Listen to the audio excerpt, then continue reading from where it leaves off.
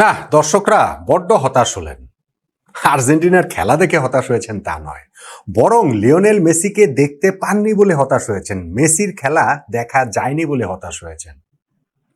Messi যে এই ম্যাচে হন্ডুরাসের বিপক্ষে শুরু থেকে খেলবেন না সেটা আগে থেকেই জানা, কিন্তু কোনো একটা পর্যায়ে তো নামবেন।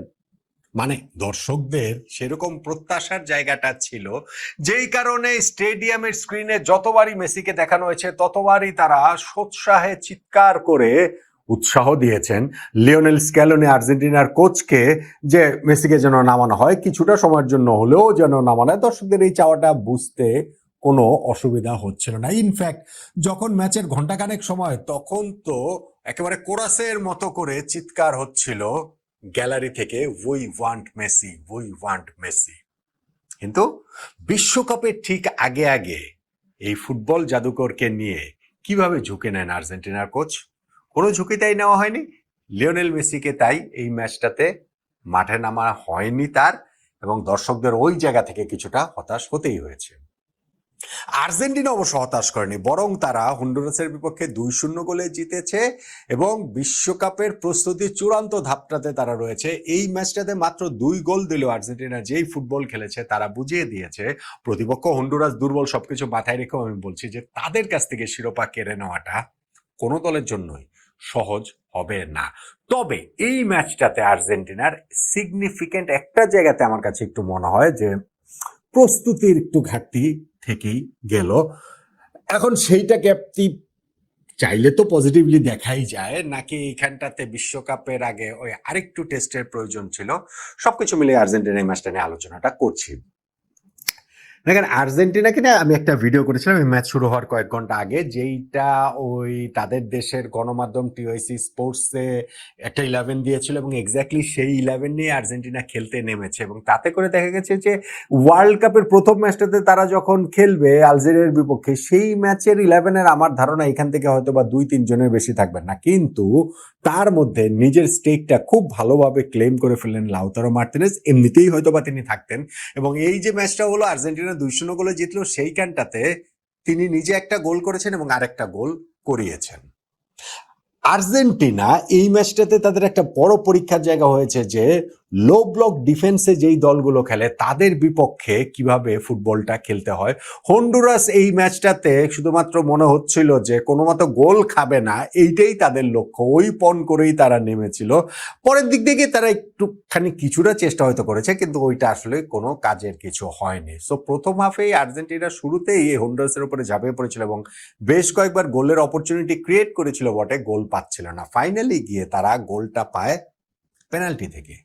কিন্তু সেই পেনাল্টির আগের ওই মুভটাতে যদি আপনি দেখেন, জিওভান্নি লো সোলসো তিনি ওই বক্সের বাইরে থেকে যে একটা কার্লিং শট করেছিলেন, ওইটা গোল হলে আরো বেশি ভালো হতো, কিন্তু একটুর জন্য সেটা হয়নি। গোলকিপারকে বিট করলেও সেইটা ওই বারপোস্টে প্রতিহত হয়েছে, ফলে ওইখান থেকে গোলটা আর্জেন্টিনা পায়নি। তবে সেই মুভটা থেকে, মানে বলটা ফিরে আসার পরেই তাগলিয়াফিকোকে ওইখানে একটা ফাউল করেন হন্ডুরাসের ডিফেন্ডার, এবং আর্জেন্টিনা একটুখানি আমি বলবো সফট পেনাল্টিটাই আসলে পেয়ে গিয়েছে, যেই সুযোগটা কাজে লাগাতে লাউতারো মার্টিনেজ ভুল করেননি।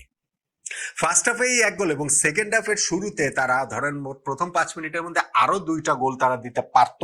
প্রথম হাফেও চান্স পেয়েছিল, কিন্তু ওই জায়গাটাতে থিয়াগো আলমাদা 2টা চান্স নষ্ট করেছেন। আমি বলবো একেবারে গোলকিপারকে একা পেয়েও একবার, এবং আরেকবার শট নেওয়ার তার অনেক সময় তার কাছে ছিল, কিন্তু সেই জায়গাটাতেও ব্যর্থ হয়েছেন। তবে ফাইনালি যখন আর্জেন্টিনা গোল পায়, ব্রিলিয়ান্ট একটা গোল সেটা হয়েছে। আর্জেন্টিনা যেই কুইক কয়েকটা পাস খেলে হন্ডুরাসের ডিফেন্সটা ওপেন করে দিল, এবং ফাইনালি গিয়ে যেইখানটাতে হচ্ছে গিয়ে লাউতারো মার্টিনেজ বলটা তার ইনিশিয়াল রানে রিসিভ করে যেইভাবে তিনি ব্যাকহিলটা করলেন, ওইটা আসলে একটা ম্যাজিক্যাল মোমেন্ট। এবং সেই জায়গাটাতে আরো একটা খুব ভালো রান ওইখানটাতে জুলিয়ানো সিমিওনির হয়েছিল, এবং কুল একটা ফিনিশে তিনি আর্জেন্টিনাকে সেকেন্ড গোলটা এনে দিলেন, এবং আর্জেন্টিনার ওই জায়গাটা থেকে তারা আরো একটুখানি স্বস্তির নিঃশ্বাস ফেলার মতো আরেকটু ব্রিদিং স্পেস তারা পেয়েছে। আর্জেন্টিনার এই ম্যাচটাতে পজিটিভ অনেক কিছু রয়েছে। তারা এইখানটাতে তাদের ওই যে প্লেয়ারদের অনেকেরই তো টুকটাক ইনজুরির সমস্যা রয়েছে, যেমন এইখানটাতে Cuti Romero last half an hour তিনি খেলেছেন।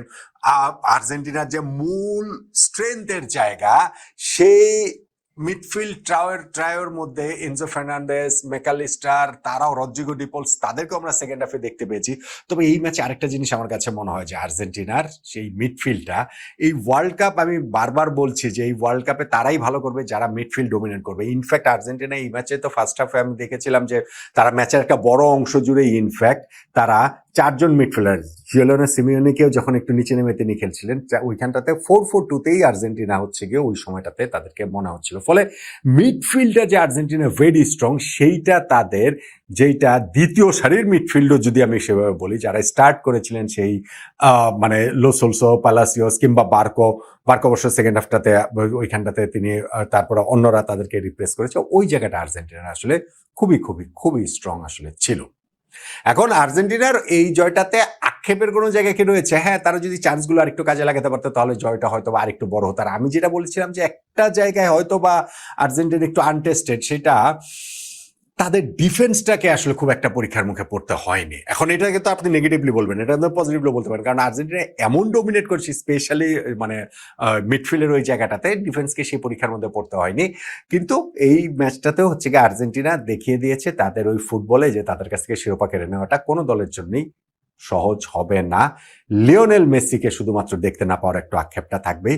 আইসল্যান্ডের বিপক্ষে লাস্ট প্রস্তুতি ম্যাচটায় লিওনেল মেসিকে কিছু সময়ের জন্য নিশ্চয়ই দেখা যাবে, ওই প্রত্যাশা মাঠের দর্শকরা যেমন করবেন, আর্জেন্টিনার সমর্থকরা তো বিশ্বকাপের আগে ওইটুকু প্রত্যাশা করবেনই করবেন। বলেন তো।